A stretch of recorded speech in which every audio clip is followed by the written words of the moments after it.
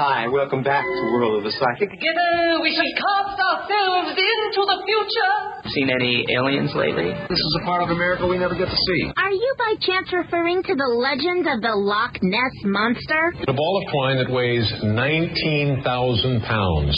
What is this, nerd porn? It is about the Templar treasure, but it's also about other things, conspiracy theories, urban legends, and other myths that are true. You are about to experience the awe and mystery which reaches from the inner mind to the Travel Oddities Podcast. So let me start. I want to start with a PSA. Can I? Sure, fire away. I want to apologize to our listeners for last week. I came out swinging right off the bat. I didn't give Emily a chance for her spirit to live on. You killed her all over again. I killed her all. She is probably going back to the bridge going, not another one. So anyway, I apologize for pulling the trigger so early last week. I am going into the Loveland Frogmen with an open heart surgery. So I'm going to try to have a coronary. The Loveland Frogmen. Story started, I mean, we'll get into it in depth, but started approximately, the current iteration started in the 50s, about a vaguely humanoid creature that lives in or around the Little Miami River in Loveland, Ohio. Which makes sense. If you're going to have, this is why, you know, if you're going to try to pick something apart, geographically, it makes sense that a frogman monster would be near a body of water. I mean, it's the Little Miami River. It's right there. All the sightings have been within that distance of the waterway. Mm-hmm. So it makes sense. Geographically speaking. It was 1 a.m.? The first sighting was 1 a.m. by a police officer? Something like that? Something like that. Yeah. So, Loveland Frogmen of Loveland, Ohio. Let's continue. So, the Loveland Frogmen, a.k.a. the Loveland Lizard, a.k.a. the Loveland Frogman, is a creature that... Wait, whoa. A creature/creature? /creatures. Okay. Sorry. Is he... Well, I thought we were going to get into he's half frog, half lizard, he's half turtle. Sorry. He's a creature. Creature. He's a double creature. No, he's a creature. Creature feature. Yeah, said it right the first time. Yeah. So either one or plural of these guys, first reported in May of 1955. Okay. So that's the original Loveland Frogman story. Mm-hmm. 3 to 4 foot tall dudes with frog faces. Okay.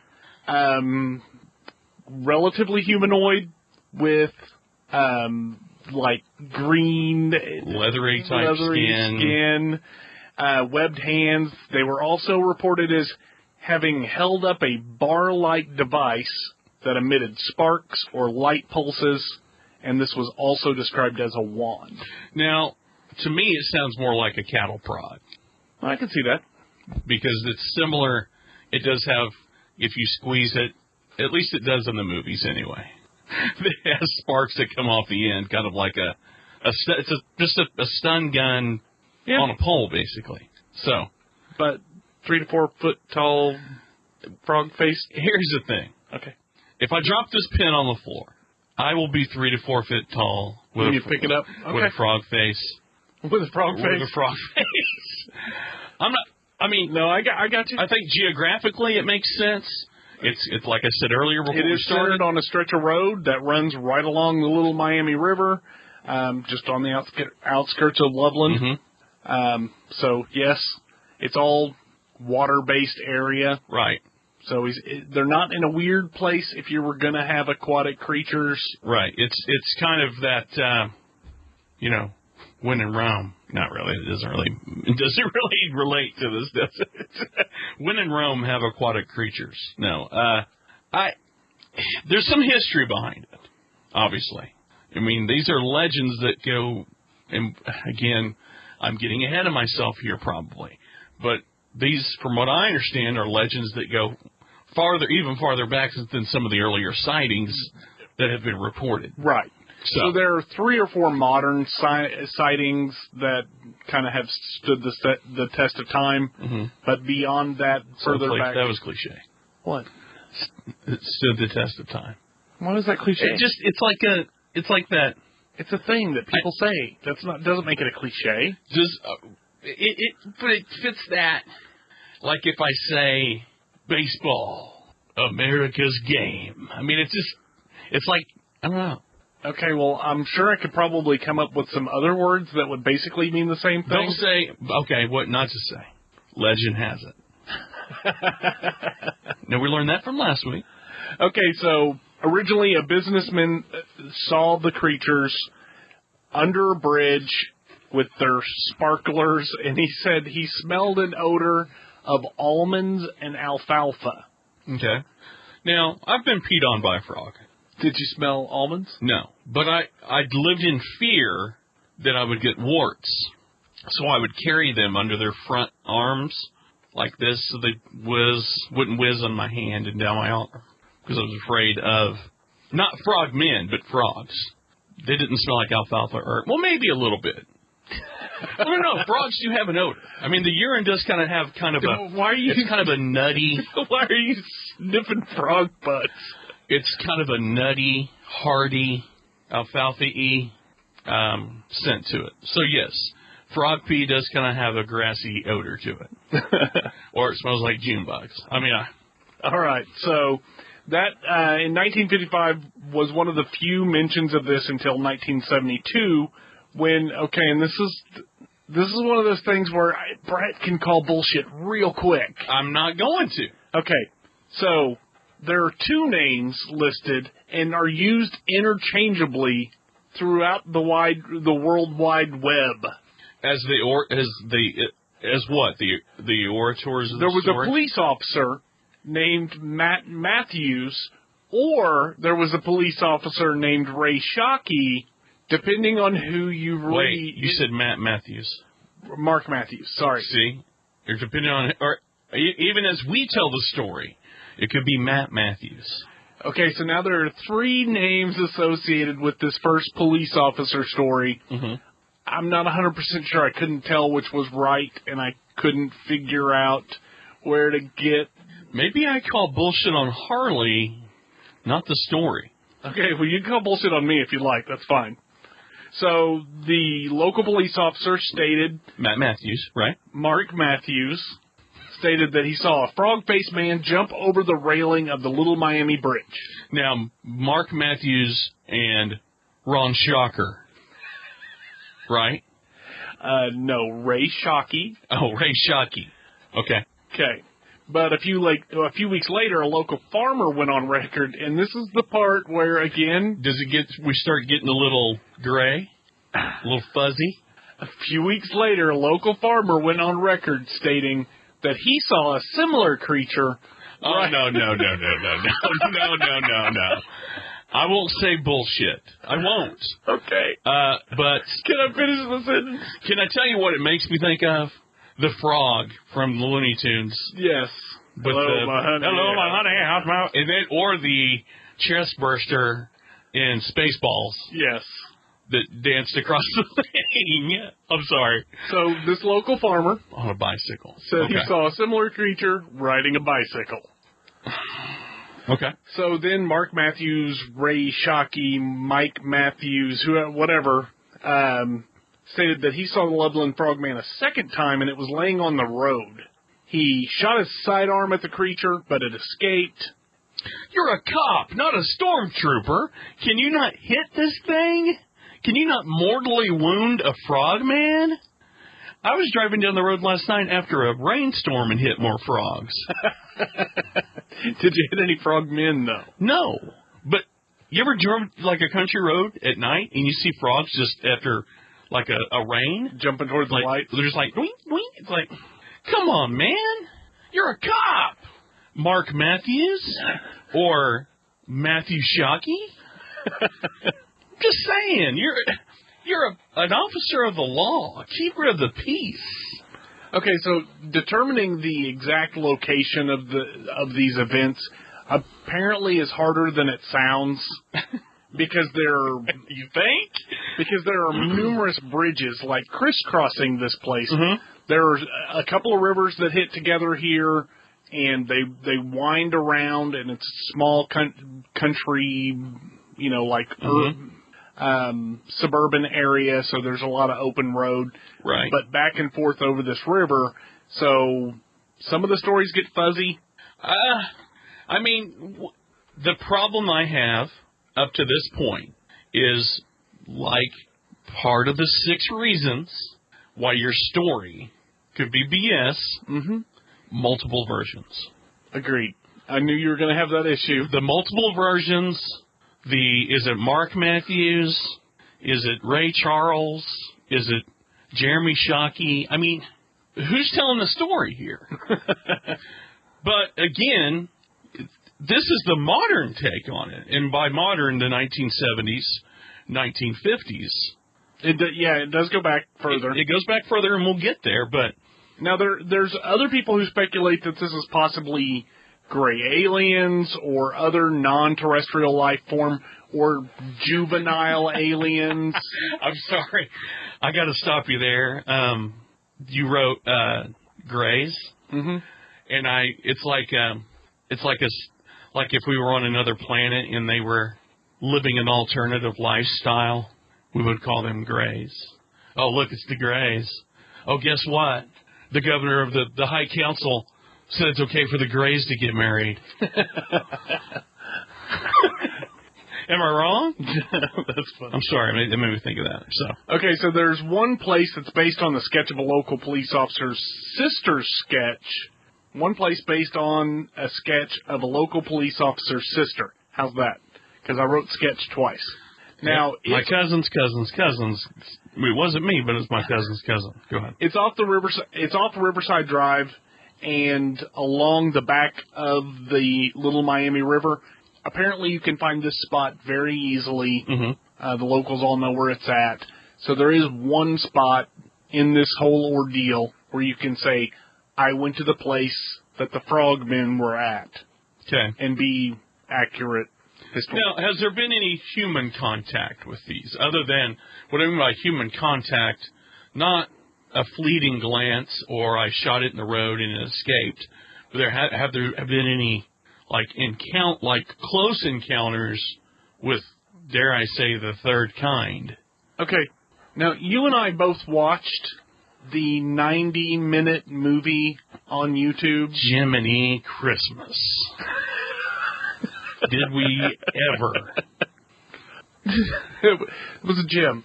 If you guys have an hour and a half that you want, if you're one of those people that says, you know what, I got nothing to lose today.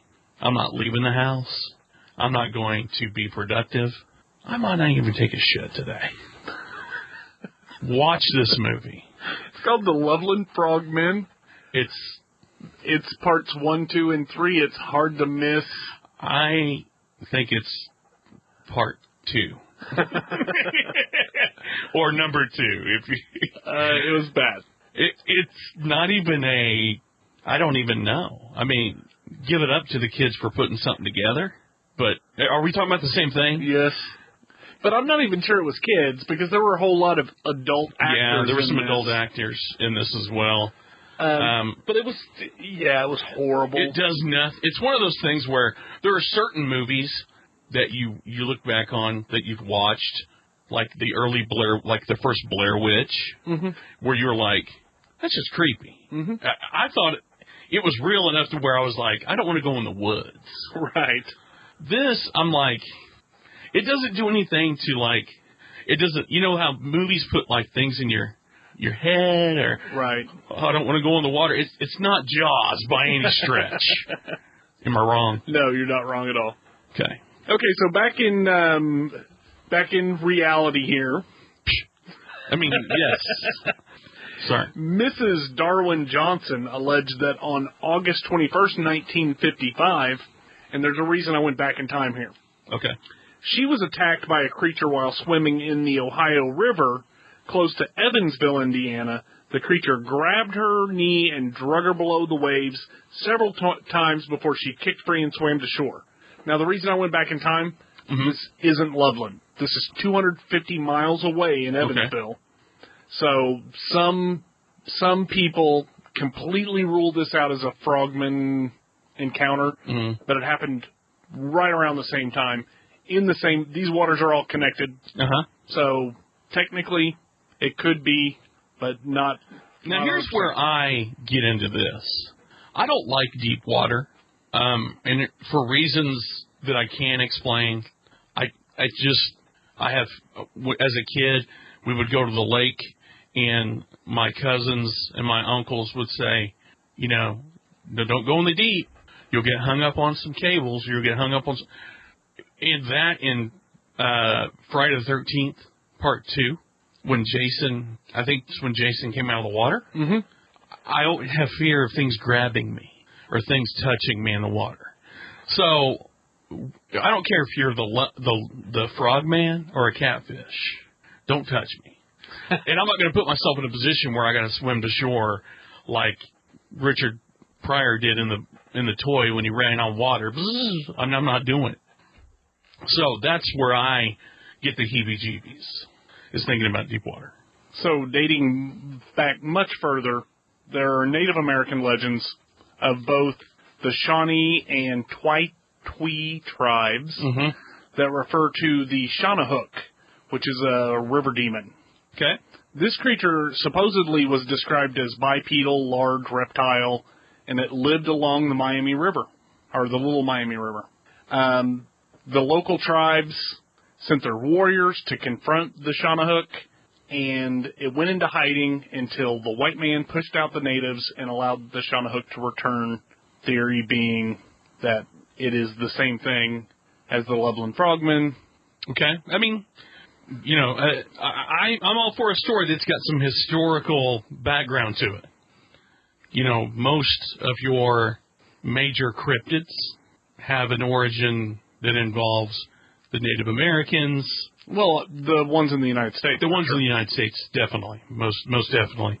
And the one that kind of separates this one is it's not something that whereas like your Sasquatch, Bigfoot, your skunk apes are all kind of regional. This is kind of in one area that spans, a couple of different states. And the one thing they have in common is the Little Miami River. So the problem that I have, are we there yet? You're just chomping at the bit. I'm just ready to get to the part where we start. You just want to get to bullshit land. I didn't even say that.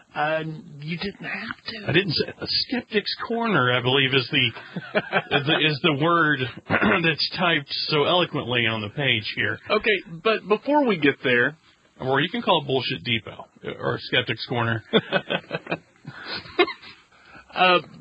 Before we get to bullshit land, it's the story in and of itself. Harkens back to another one of our episodes, the Dover Demon. Definitely. Because you only have 3 or 4 sightings of this thing over a period of time. And most of them were over a period of hours.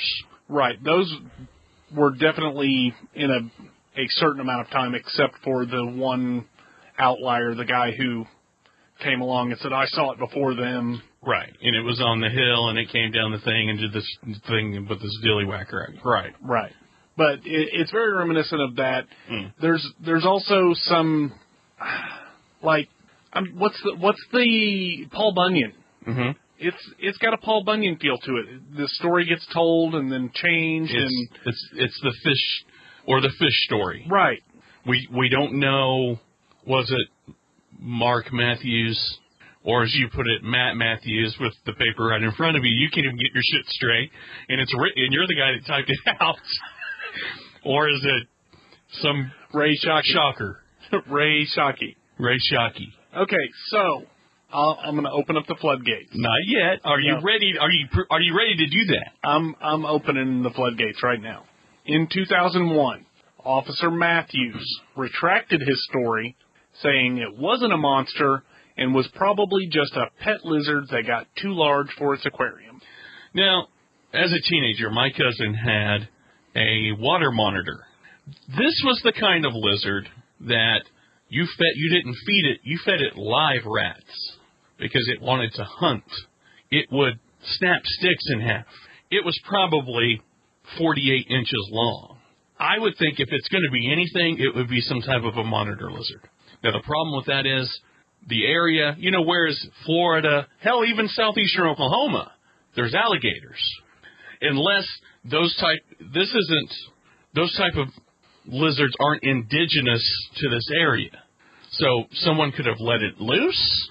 Yeah, I'm going to go with the skeptics. Well, if we're saying monitor lizards don't walk on 2 feet. They don't. They don't even stand on their 2 feet to get. They don't even look like frogs. No, nothing about a monitor lizard. They look like a miniature dinosaur is what they look like. They're scary. Right. They are the pit bull of domestic lizards. Do they eat cats, man? Yeah, but Fluffy doesn't stand a chance. Okay, so I've opened the floodgates. Let's hear the skeptic's view. The skeptic's, I love it. The skeptic's view. Well, welcome to Bullshit Junction. So, okay, we can't get the story straight. We don't know. Well, only in 2001 we know. Okay, his last name is Matthews. Okay, so we know he's not right. Ray Shockey. No, but there were multiple cop stories involved. Okay, so there could just be some confusion about which story was which. Go ahead. There aren't a lot of animals that you can mistake for, a 4-foot-tall frog man. If you saw a bear from behind from a very great distance on 2 legs, you could, if your mind was, if you're always looking for the missing link. You're saying Bigfoot. You're saying Bigfoot. Okay. This, I don't know. How do you determine that it's a bipedal creature with leathery skin and looks like... I mean, it sounds like a bunch of cops got together, corroborated a story, and who, in the 1950s, especially, people trusted the law, and possibly, what we don't know is it an attempt to keep kids from... I don't know, driving fast. I mean, there's any number of things that they could have... And we're going back to Emily's Bridge, where it's just a story to scare the kids, keep them out of the water, keep them from smoking dope down by the river. Yeah. Okay. I think so. That's acceptable. And another thing is the most recent sighting is what, 1972? Mm-hmm. It's not like it's not like Goat Man, where they say there's a sighting of Goat Man somewhere in the United States all the time. Sasquatch, all the time. The thing that draws these two together is, show me the body. There's got to be bones. There's got to be something. Something that would indicate to me that this can be substantiated. There's nothing. It's a legend. Interdimensional travel. Okay, and they say that about Bigfoot sometimes. Right. That he's not meant to be seen. Maybe it's not physically on this plane. Can we do an episode on that? And then can we do the Skeptic's Corner first? Can we go in reverse order? Because I want to get the easy part out of the way first. And then we'll, in editing, splice everything together. What is your take on it? Yeah. It's a fun legend. It's a fun story. It's a super cool legend. If I saw it in person, I would shit myself. Yes. It's not a frog I would hold up by its arms so it wouldn't piss down my arm. For starters, and don't get me wrong, they've done a good job of capitalizing this in the town of Loveland. Mm-hmm. But if I'm the mayor and I'm making the decision that we're gonna push ahead with the frog, we're sticking. Yeah, at first I'm going, are we sticking with this one? Yeah, but then I'm going to say, hey, Old Man Withers has got to have a sighting a little bit more recent. Can we get 1972? Can we get somebody in a wetsuit? And then, hey, how about let's go back to the old school name. Let's call this thing the damn Shawnahook. The Shawnahook, right? Because it gives it some historical value. Exactly. It's got an origin. It's a river demon. It's a river demon. But then you have to, in this time, there probably weren't as many, people were, sci-fi was big in the 1950s, 1940s, 1930s even. Science fiction was a big deal. You had War of the Worlds. What was the other one that Keanu was in? The remake of The Day the Earth Stood Still. Those type of movies were out the 1950s. So this in people's people in, I think, society's psyches were wired for something like this. I can see that. So if I'm a townie, I'm gobbling it up. Oh, for sure. Because we don't have Facebook, we don't have Twitter, with all of these previews of these movies coming out and having these ideas already implanted in our head by social media. We just have what we see on television and the movie angles and the stories on the radio. And because when War of the Worlds happened, when they did that they broadcast it on the radio, people believed it was actually taking place. So primitive minds, I say primitive, and I don't mean like cavemen, but that weren't inundated with technology. Something like this would be easy to grab onto. Agreed. Why it doesn't have the sea legs that that your Bigfoot has. I don't know. I don't know what makes it any less probable than a Bigfoot, other than we can't get our story straight. I think that's the big problem. And it's not something that's widespread. It's a local legend. So, Be warned. It is my job to arm you against the foulest creatures known to wizard kind. You may find yourselves facing your worst fears in this room. Know only that no harm can befall you whilst I am here. I must ask you not to scream.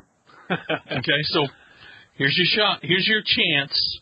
You got one shot to take this thing out. Okay, so going back to the fact that there's not a whole lot of evidence. There's not a whole lot of detail of what this thing actually is. I'm going along the lines of Big Frog. So I say you invite the frogmen to come sit in your giant pot of water. You slowly raise the temperature. Isn't that the old saying that you can boil a frog by slowly turning up the temperature? Right. So you slowly raise the temperature, salt the water, eat some giant frog legs. Yum yum. I would pull up to the table for that. This story has similar tones in a way, to the Goat Man. And the reason why I say that is, it started out as kind of a local. I think it started out as a local legend, and it's just a deterrent, or it's something to keep you. I don't know, to keep you from skinny dipping or something. I don't know. I think it probably just boils down to it was a fun story. Somebody ran with it. I mean, I have nothing against somebody that believes in it. And if people from Loveland right now are listening to this, we haven't seen it, so we can't say for sure. Right. But based on the evidence that we have, womp womp. So Loveland is a small pocket suburb in the hills of north of Cincinnati. It's referred to as the Sweetheart of Ohio. Okay. In 2013, it was named the best hometown by Ohio Magazine. It's right off of I-275. It's about 15 miles northeast of Cincinnati. Or if you're a Canadian, 24 kilometers. It is now a major stop along the Little Miami Scenic Trail. I'm guessing that might have something to do with the Loveland Frogmen, but I'm not 100% sure. Sounds like it. It's 5 square miles, or 9% of a Denver International Airport. There's a lot of... you could measure a lot of things up to the percentage-wise, the size of the Denver... There's very few things in the United States that are as big as the Denver International Theater. And 9% is a pretty good piece, I think. I think it should be our new yardstick. Right.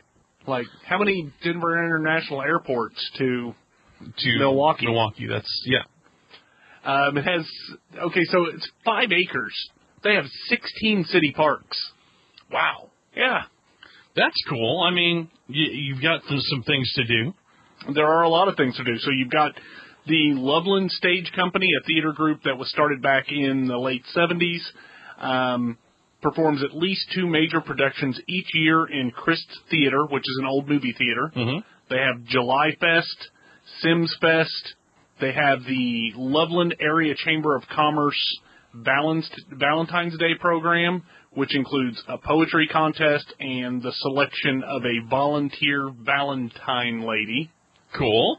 Now, one of the things that we kind of hit upon in our research was the Loveland Castle. Very interesting story. We are not going into it because I have a distinct feeling that it may be a show, a future show. Yeah. But it's also known as the Chateau La Roque, and it is a castle built right off the Little Miami River that was built by a single man using river stones, and it's massive. Now, if you do take the time to watch what was it called? I think it was called the Loveland Frogmen on YouTube. They do connect the two. They do. They do refer to the Loveland Castle. The old man in the movie referred to the Loveland Castle. So, is it not Loveland Castle? Is it? It is called the Loveland Castle. Loveland Castle. Or sorry. The Chateau La Roque. La Roque. Or for your stoner at the Chateau La Roche. A little bit of trivia about Loveland. Jerry Springer was the former mayor, or he's from Loveland, and was the former mayor of Cincinnati. And everybody knows the name, right? I'm not. Jerry. Okay. Jerry. You did leave something off. What did I leave off? And I think it was in an attempt to keep us PG-13. Oh. I don't remember her name now because I don't famous porn star. Yeah, I'm not from. I don't dabble in that kind of thing. But there was an adult film star that was from there as well. I don't, like I said, I tend to stay away from those type of reading materials. The credits on those. The credits, right? Yeah. It was on Wikipedia. For research purposes, I merely glanced by it. Adult star. I'm assuming that's because she's over the age of 18 and she's an actress. Right. Okay. Okay, so Loveland, like we had said, has embraced the legend of the Frogmen. They have sports teams called the Frogmen. They have a 5K race called the Frogman. That'd be cool. Yeah, so they've done some things with the name. A little bit. Which, to me, when a town does that, they don't believe. They don't believe. Because you're not going to mock a creature that could come rip your throat out. You know, they don't believe now, but when a young child starts disappearing every March and April of the year, and they just find, like sloughed off frog skin and tennis shoes. Well, you know how you've seen frog turds. They look like it's like comprised of like June bug shells and wings.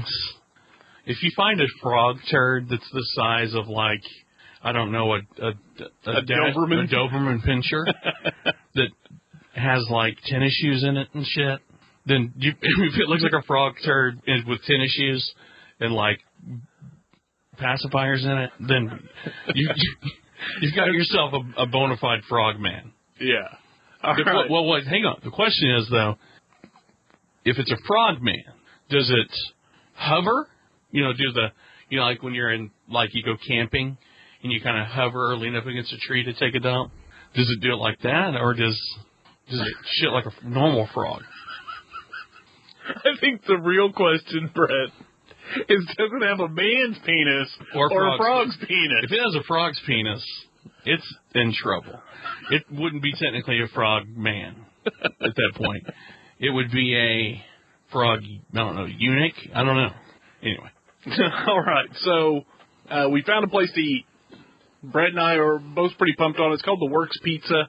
Mm-hmm. Owned and operated by Scott and Jamie Gordon, both of whom were raised in Loveland. They share a keen interest in seeing the historic district of Loveland thrive. They built The Works Pizza in a historical landmark, which I thought was super cool. It was built in 1905, served originally as a water filling station for steam locomotives. Cool. I like this kind of places. It gives it a little bit more of an ambiance. Right. It's more got some history. Some history to it. Yeah, I like that kind of stuff. Grabbed a few things off the menu. They have the 3-cheese focaccia. Cheeses belted on top of crunchy focaccia bread, served with tangy vinaigrette, tomato, and basil. They've got one for you, which is deep fried mac and cheese. Or the PB&J pizza. Ooh, honey, doesn't that sound good? Yummy. I know you like a good PB&J. Oh. All right. The one that I liked for me... I didn't say P&BJ. I said P&BJ. Go ahead. The item that I liked most off their menu... The commish. You're such a good... Why do you have to do everything so... You have to do everything stereotypically. You try to be the most Italian guy in a small town. You everything's got to have... I can't eat scrambled eggs without having... having... Did you just do that? I did it. You don't make Italian eggs unless it's got some Italian herb or herbs on it. I'm sure you're trying to go somewhere with that, but it didn't work. It didn't work. A frittata. Listener feedback.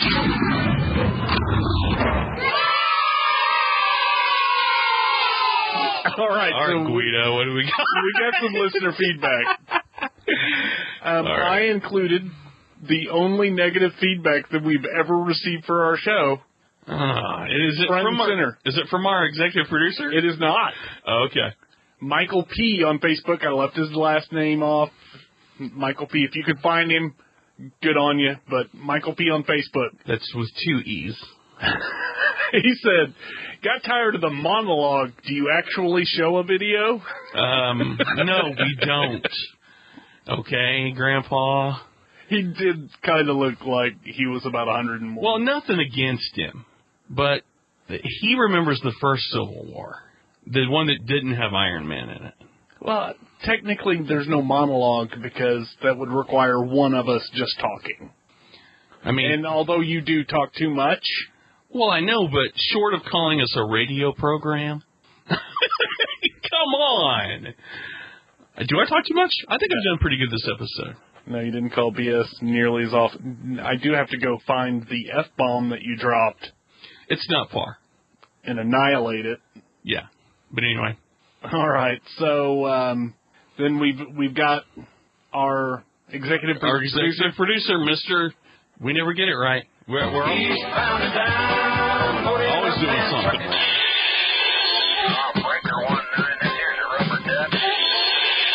Like I told my last wife, I says, honey, I never drive faster than I can see, but...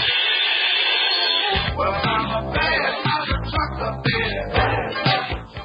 All right, so Anthony Shear, he was specifically talking to Eric. Oh, really? The Viking, Eric the Red. He said, welcome, Eric. Hope you don't go crazy with all the oddness. Have some show ideas. He said you guys need to do the Coral Castle in Florida, the Pyramid Lake in Reno, Nevada. Thanks and welcome to the Odd Family, Anthony the Bad Mother Trucker. Yes, Anthony has been rock solid since his inception. Now, Anthony did share some news, some super exciting news with me, but he shared it privately, so I don't know if it's public knowledge, so I'm not saying anything. But congratulations. Congratulations. Bad Mother Trucker. Bad Mother Trucker. It's not every day that you see a guy. I mean, he's a big guy. He's stout. Brett has a man crush. No, what I'm saying is not every day a trucker would get a boob job. Congratulations, Anthony Shear, on taking it a step farther, because the Supreme Court says it's okay for a truck driver to have man tits. So congratulations on having a nice set of twin man tits. All right. So we have another returning guest. No comment. way. Lobo is back from Project Archivist. Project Archivist. Okay, so he was talking about Emily's Bridge. He says, I've been to this bridge. I had a very strange feeling while walking across it, made all the hair on the back of my neck stand up, and there was a slight windy ring in my ears the whole time I was walking it. This was years before I knew it was connected to anything paranormal. So, Lobo, thank you for calling bullshit on Brett calling bullshit. But unfortunately, the defense against bullshit isn't bullshit. I mean, what I'm saying is ching, ching, ching, ching. I just deflected your bullshit, Lobo. I believe Lobo more than I believe you. I would. I don't get out much. No. You're a hermit. I'm a hermit. But do we need to? No. We don't need to say anything now. I don't need to say anything. We're just not going to even mention it. We're not going to mention it. For fear that it may not come to fruition, or is it? Are you being superstitious? I don't want to jinx it. Okay, don't be superstitious. We will say. I will say this. What? And then you can. No. I can. You can. I will be sacked. Jinx it? I will be sacked if I say it. Something fun's coming up. Yes. On the Travel Oddities podcast. Yeah, we're going to talk about giving us your feedback. So send us your suggestions for upcoming shows, or give us your feedback on the Odd line, 7865-ODDITY. Yes. Instagram, Travel Oddities Podcast. Look for us. Like us. Follow us. On the show notes of this show, traveloddities.com. At Facebook, Travel Oddities Podcast. Yes. Hell, look for me on Facebook. Twitter, at Travel Oddities _oddities. I post the episodes every week.